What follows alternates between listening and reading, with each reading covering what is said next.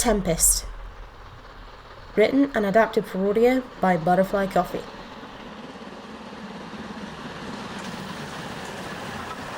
"4760 didn't think she'd ever seen so many passenger trains in one day. It was an awful lot of work for her and Hercule to have to keep up with. Coaches seemed to be flying backwards and forwards, and there was little time to stop for a rest, coal or water. The whirlwind of activity was almost too much for the young Ginty to handle. It seemed by now there was no holding off the threat of war. News kept coming through the newspapers and the radio that things overseas were gradually getting worse. One agreement after another had failed, and everything now hung on a single ultimatum from the British Prime Minister. The country was already preparing itself for war by moving those who were vulnerable to attack somewhere safer. Thousands of civilians were fleeing to the country, and Devon was a hotspot for these evacuating people. As a result, Julie, Duchess, Louise, and even Lizzie were drafted in to help with this effort. There was much that needed to be organised, and very little time to do so. No one quite knew when war would break out. As the day drew to a close, 4760 and Hercule were finishing up in Hackney Yards, putting coaches into their proper places. 4760 was very tired indeed. "I've never worked this hard before," she panted. "Not even before I came here." "It's all over now, my sweet," Hercule smiled soothingly. "I dare say we're going to have to pick it all up again tomorrow, though. At least it's the panniers problem for tonight." 4760 didn't think that was much of a consolation. She swore she could feel her wheels buckle under her weight. She looked back at Hercule when she heard him chuckling. "What's so funny?" "Oh, I was thinking to myself, they'll have to give you a name for working so hard."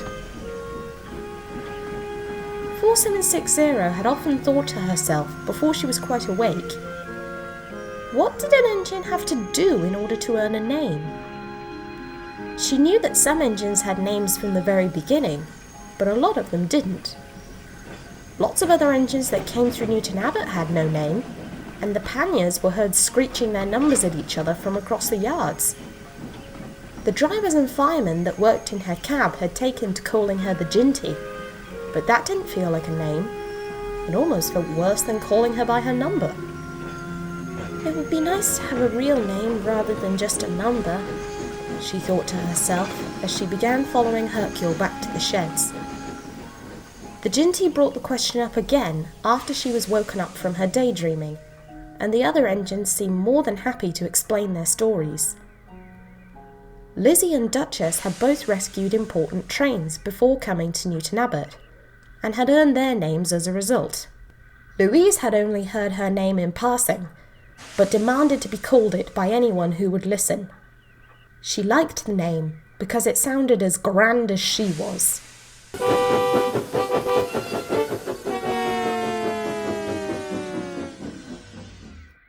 "I earned my name because my brother's sisters and I are pretty strong tank engines."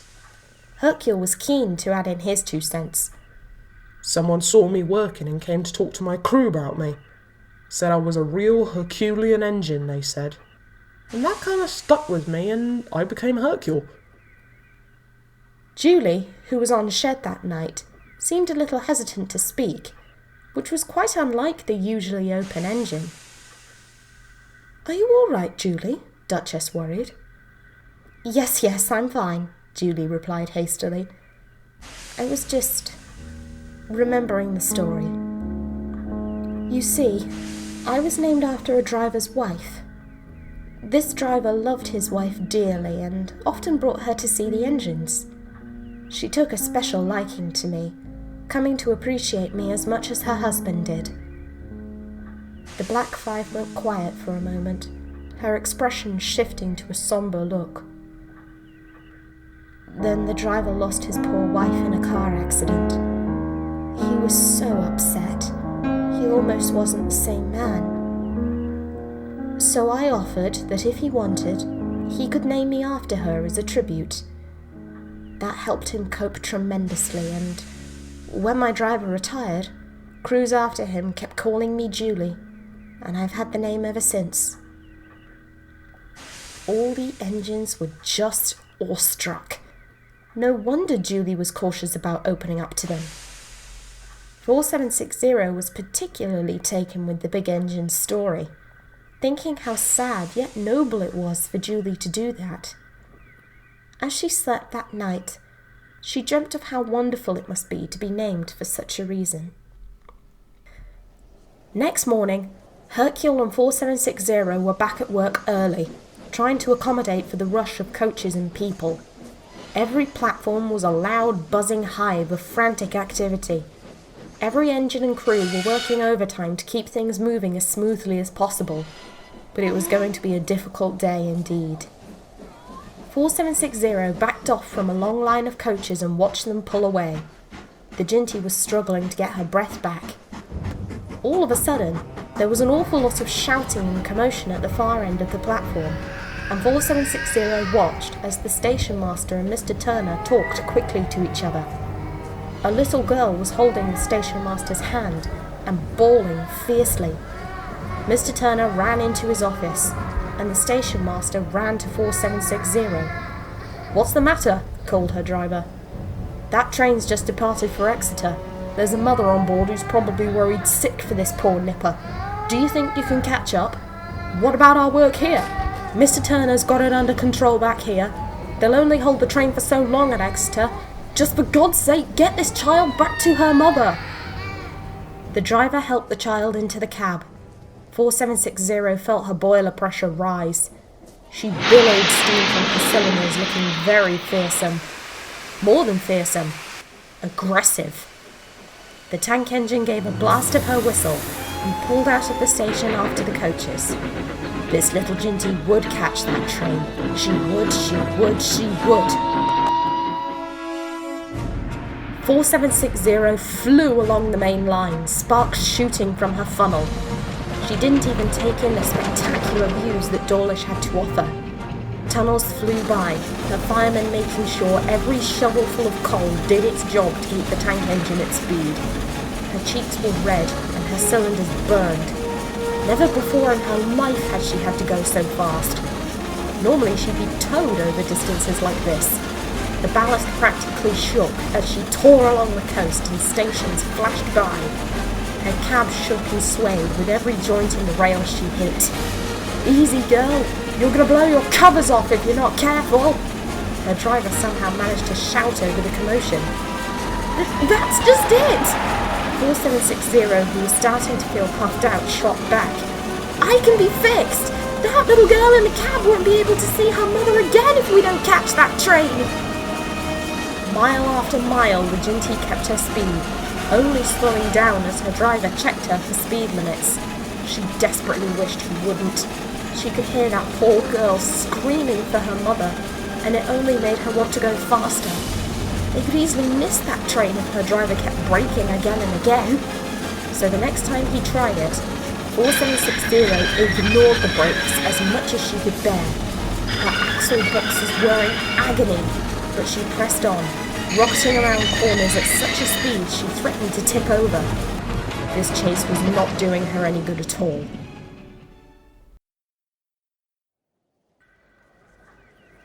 At Exeter Central Station, a young mother begged and pleaded for the guard to halt the train again, but there was nothing anyone could do. The engine and crew were fresh and keen to set off quickly. He roughly ushered her on board, slammed the door, and was just about to blow his whistle when an almighty shriek of another whistle reverberated around the station. Everyone turned to see a very worn-out Ginty hiss and wheeze to a halt, and a fireman stumble out of the cab with the young girl in tow. The mother darted from the coach and grabbed the girl tightly, rocking her back and forth. The guard angrily put the mother and child back into the coach and blew his whistle. The engine up front responded and the guard hurried to the train. The mother screamed something as the train hoved out of sight, and then everyone came to see what the matter was. 4760 was so tired she couldn't speak. Everything hurt and everything was far too bright and loud. All she could do was close her eyes and try to block out the awful noise. She felt her wheels begin to turn again and cracked one eye open. She was being moved onto a siding out of the way of passengers and the main platforms. When she stopped, she shut her eyes again. She felt incredibly hot and dizzy and didn't want to be moved or talked to again. Her driver and fireman explained what had happened, but Exeter's station master didn't sound at all pleased. After ranting and raving for several minutes, he stormed off. "Well, we are in trouble now," sighed the driver. "Aye, Turner'll book us for that one for sure," the fireman agreed. "May even suspend us without pay. Wouldn't put it past him. How's the ginty?" There was a pause before 4760 heard her fireman speak. He wasn't happy.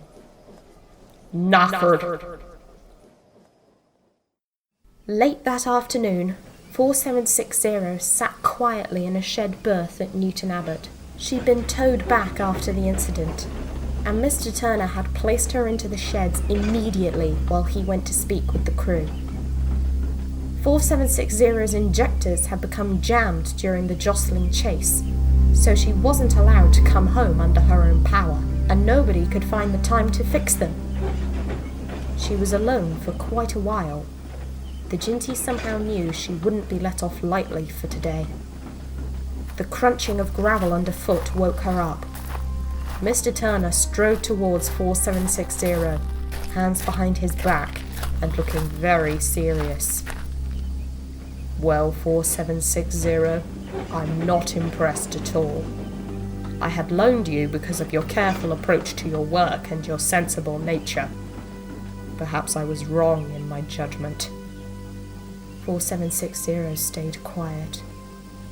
"I had expected you would get to Exeter and your crew would put the child on the next train. Instead, you gallivant off at full chat along the main line and endanger all on board with your antics. Have you any idea how dangerous the task became because of your blatant refusal to abide by regulations? Speed limits are set for a reason, 4760, to keep everyone safe, not to be tested by carelessness." The ginty couldn't speak. "As a result, you damage yourself and we temporarily lose an engine from the roster. We need every locomotive available at the moment, and you, to be blunt, decide to go and throw a wrench in the works. I'm not impressed with this at all, 4760. Do you understand me?" "Yes, sir." 4760 felt like there was a gaping hole cut into the bottom of her boiler, and cold air was rushing into it. "Your crew for today are also facing repercussions," Mr. Turner said. "As for you, you shall be repaired and straight back to work tomorrow, and I expect no nonsense. Do I make myself clear?" "Yes, sir," the ginty said. She'd never, ever felt so miserable in her short life. She hoped no one saw her cry herself to sleep. After her injectors were repaired, 4760 went abashedly back to her work. She only spoke when asked a question that demanded an answer, staying stone-cold silent for the rest of the time. The other engines were concerned for her. The ginty had started to come out of her shell, and was a very sweet little tank engine. Why had she suddenly stopped smiling or talking? What had happened yesterday? As for 4760, well, she didn't know what to think. She brought the small girl safely back to her mother, hadn't she? And she had to be quick or she would have missed the departing train. Yes, some parts of the journey became dangerous because of her, but that was lost in the moment. Reuniting the small family was far more important. She'd accomplished her task, yet she was lambasted for doing so. The day passed very slowly for everyone. It seemed like an eon before the evening drew in and it was time to get back to the sheds. 4760 took her time. She just didn't have the energy to move quickly. When she returned, everyone else was already there, and she saw that someone was waiting for her. The Ginty suddenly felt incredibly cold and small. "If I may have your attention, everyone." All of the engines went very quiet and paid strict attention to their shedmaster, who was holding a piece of paper. "I have a letter from a woman who was in desperate need of help yesterday. She writes as such. To whomever it may concern, I write to express my intense relief and gratitude to the small locomotive and its crew who heroically reunited me with my daughter." 4760's eyes went wide. "Given the current state of affairs in this country, we found ourselves part of the mass evacuation of citizens from the cities to the countryside. I was to meet my husband on a working farm. I do not know how my daughter and I became separated. I can only assume it was from the chaos and my own hysteria. As such, I was most frightened and relieved when I saw my little girl step from the locomotive onto Exeter Central Platform. I am highly thankful to everyone involved in the organisation of the operation, which must have been fraught with risks." The engines were all amazed. "As such, I would like to further extend my thanks in the following manner. I understand some locomotives tend to carry a name for a variety of reasons. If the locomotive does not have one, please name it after my daughter as a token of my appreciation. Thank you again, and God bless you all." Mr. Turner looked up at his engines, whose mouths were all agape. He looked at 4760, who was the most shocked and surprised engine of them all. She was simply staggered. "What's this girl's name, sir?" asked Hercule. Mr. Turner gave a broad smile. "It says in the letter that the child's name is Caitlin. How about it, 4760? Would you like that?" Ginty felt herself numbed with bewilderment. "Speak, Ginty, speak!" Louise squeaked. After a lot of stuttering, the engine was finally able to give a response. She was laughing and tearing up at the same time. "I would be honoured and delighted, sir." The engines gave the Ginty 3 cheers, hooting and shouting all sorts of congratulations. Mr. Turner approached her, offering his own best wishes and apologies. Not many of them could be heard, though, as the little Ginty was now no longer 4760.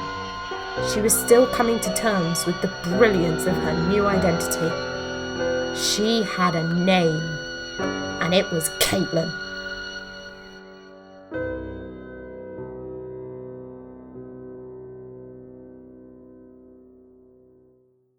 No one could have predicted what would come over the radio the next morning. No one thought such jubilation would come crashing down. But that's exactly what happened. The British ambassador in Berlin handed the German government a final note stating that unless we heard from them by 11 o'clock, that they were prepared at once to withdraw their troops from Poland, a state of war would exist between us. I have to tell you now that no such undertaking has been received, and that consequently this country is at war with Germany.